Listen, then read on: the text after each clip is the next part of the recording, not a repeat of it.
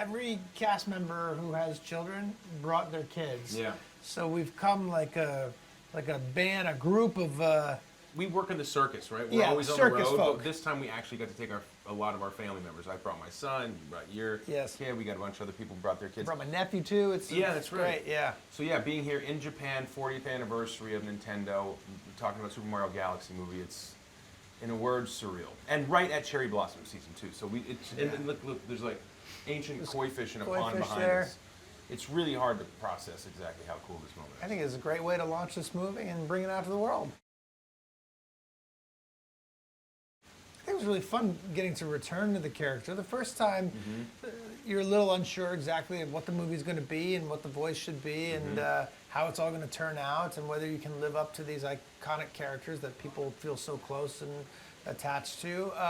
The second movie, you have a little bit more breathing room and they let us play.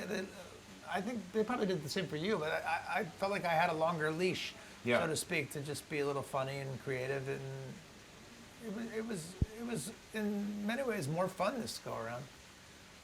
Yeah, I agree. I feel the same way. And Michael and Aaron were able to also be with us in person in some of the sessions, because when we shot the first film, or recorded the first film, was right at the height of COVID, and so we were able to do the voice recording. But it was very much an isolated experience, which made it a little bit tougher, a little bit more lonely. And so and they were in Paris doing all of their production, so it was like everything was done via Zoom, and so there was a sense of that.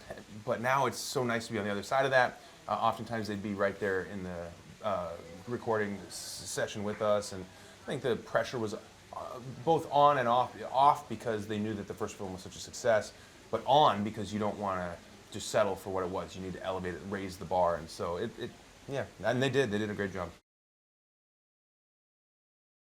We're out. We're moving outside of the Mushroom Kingdom and outside of Brooklyn. We are incorporating so many different worlds from different iterations of the Mario games through time, through the 40 years that Nintendo's been around.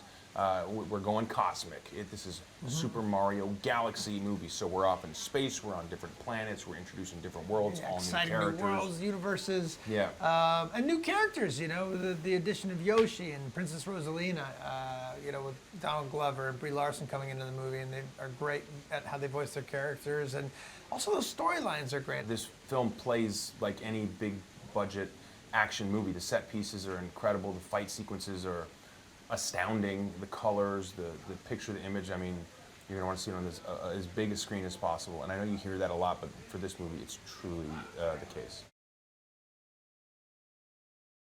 Oh my God, it's so beautiful. I was watching some of the animation and saying, is that animation or is that a photograph of a real thing? Yeah. Because I don't know how I guess the technology now is just getting more clear and faster and more specific, and then just the colors of the movie. It's a visceral experience that just knocks you over. Yeah, it's really a trip. It's like something you would see at the Sphere or something. It's like, it's a almost psychedelic experience.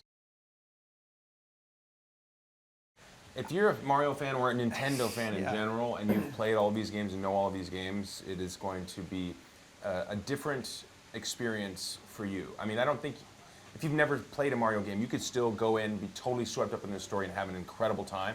But to those who are the true diehard fans, you're going to have an extra layer of nostalgia through each of the scenes. Even if you only played it a little bit many years ago, there will be things in this movie that will bring up memories and bring you right back to that place in your childhood, and you say, oh my gosh, I remember playing that. I remember that level. I'd forgotten all about that.